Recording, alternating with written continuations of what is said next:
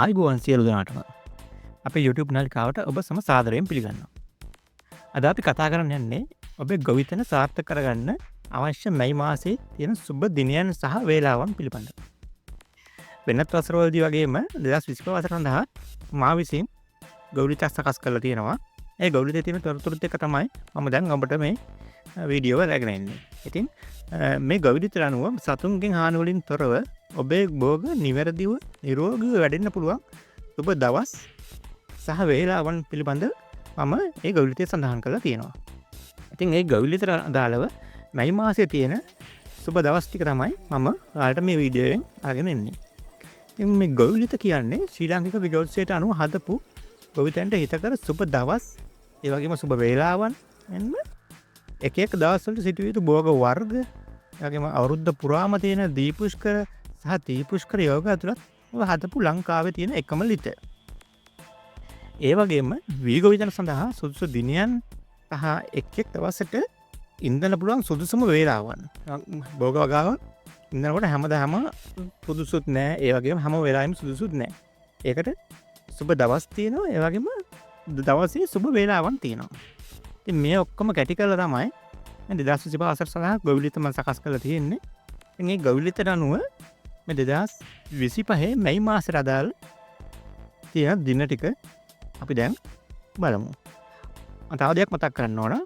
ඔයාලට මේ ගොවිතැනක් ලබා ගන්න අවශ්‍ය නම් description box එකේ තියෙන විස්තරය බලලා ඒකට අදාළව තියෙන WhatsApp අංකයට message එකක් දාන්න. එතකොට එනවා ආට මේ ගොවිතැන PDF එකක් ආකාරයට ලබා ගන්න පුළුවන්. මේ සඳහා මම රුපියල් 300ක මුදලක් තමයි අය කරන්නේ. හොඳයි.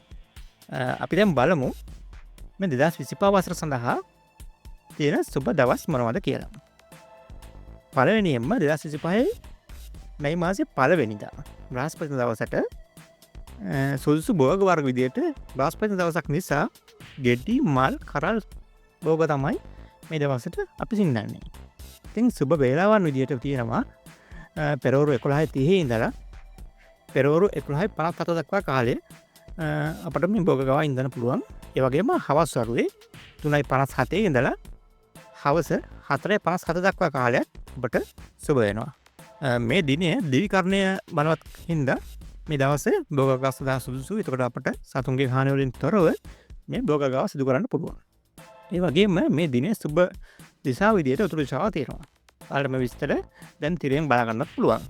ඒ වගේම මැයි මාසේ දෙවෙනිදා සිකුරාදා දවසත් ඔයාලට ගෙඩි මල් කරල් භෝග සඳහා සුදුසු වෙලාවක් තියෙනවා. ඒක උදේ 5:56 ඉඳලා 6:56 දක්වා 7:56 ඉඳන් 8:56 දක්වා කාලයක් ඔබට මේ සඳහා යොදා ගන්න පුළුවන්. ඒ වගේම 8 වෙනි බ්‍රහස්පතින්දා දවසත් ඔයාලට භෝග අවස්ථා සුදුසුයි. ඉතින් එදා බ්‍රහස්පති දවසක් නිසා එදා ඔයාලට ගෙඩි මල් කරල් භෝග සඳහා තමයි සුදුසු වෙන්නේ. ඉතින් එදා දවසෙත් ඔයාලට සවස් 3:55 ඉඳලා 4:55 දක්වා පැයක කාලයක් පවතිනවා. ඔයාලට ඒ කාලය තුළත් ඔයාලට භෝග ගාව ඉඳන්න පුළුවන්. ඒ වගේම 9 වෙනි සිකුරාදා දවසත් ඔයාලට භෝග අවස්ථා ගොඩක් සුදුසු දවසක්. ඒ දවසෙත් උදේ 5:55 ඉඳන් 6:55 දක්වා ඒ වගේම උදේ 7:55 ඉඳන් 8:55 දක්වා කාලයක්. ඒ වගේම දවල් 12:55 ඉඳලා 1:55 දක්වා කාලයක් ඔයාලට භෝග ගාව සඳහා භාවිතා කරන්න පුළුවන්. ඉතින් මේ දින හතරෙම සුබ දිශාව විදිහට උතුරු දිශාව තමයි තියෙන්නේ. මේ දවස් හතරෙම කරණය විදිහට දින දිවි කරණය. ඉතින් දිවි කරණයෙන් ඉඳුවන් පස්සේ සතුන්ගෙන් හානි ඊටාම අවම වෙනවා. ඉතින් ඊගාවට තියෙනවා මැයි මාසේ 16 වෙනි සිකුරාදා. 16 වෙනි සිකුරාදාත් උදේ 5:54 ඉඳලා උදේ 6:54 දක්වා කාලයක්. නැවත 7:54 ඉඳන් 8:54 දක්වා කාලයක්. දවල් 12:54 ඉඳන් 1:54 දක්වා කාලයක්. ඒ වගේම 2:54 ඉඳලා 3:54 දක්වා කාලයක් ඔයාලට භෝග ගාව සඳහා භාවිතා කරන්න පුළුවන්. ඒ වගේම 19 වෙනි සඳුදා ඔයාලට මේ වගාව සඳහා යොදා ගන්න පුළුවන්. දැන් සඳුදා දවසක් නිසා අපිට එදාට පුළුවන් කඳෙන් ප්‍රයෝජන ගන්න භෝග වර්ග සින්තුවන්න. ඒ කියන්නේ කඳ මහත් වෙන භෝග වර්ග. එතකොට එදාට තියෙන සුබ දවස් සුබ වේලාවන් ටික තමයි උදේ 6:13 ඉඳන් 6:53 දක්වා කාලය. ඒ වගේම 10:53 ඉඳන් 11:53 දක්වා කාලය. ඒ වගේම 12:53 ඉඳන් 1:53 දක්වා කාලය. ඉතින් මේ දින සිංහ කර්ණය තමයි බලවත් වෙන්නේ. සුබ දිශාව විදියට නැගෙනහිර දිශාව තමයි අපිට භාවිතා කරන්න තියෙන්නේ. ඊළඟට 23 වෙනි සිකුරාදා. සිකුරාදා දවසක් නිසා මේ දවසත් ගෙඩි මල් කරල් වගේ භෝග වර්ග සඳහා තමයි වඩා සුදුසු වෙන්නේ.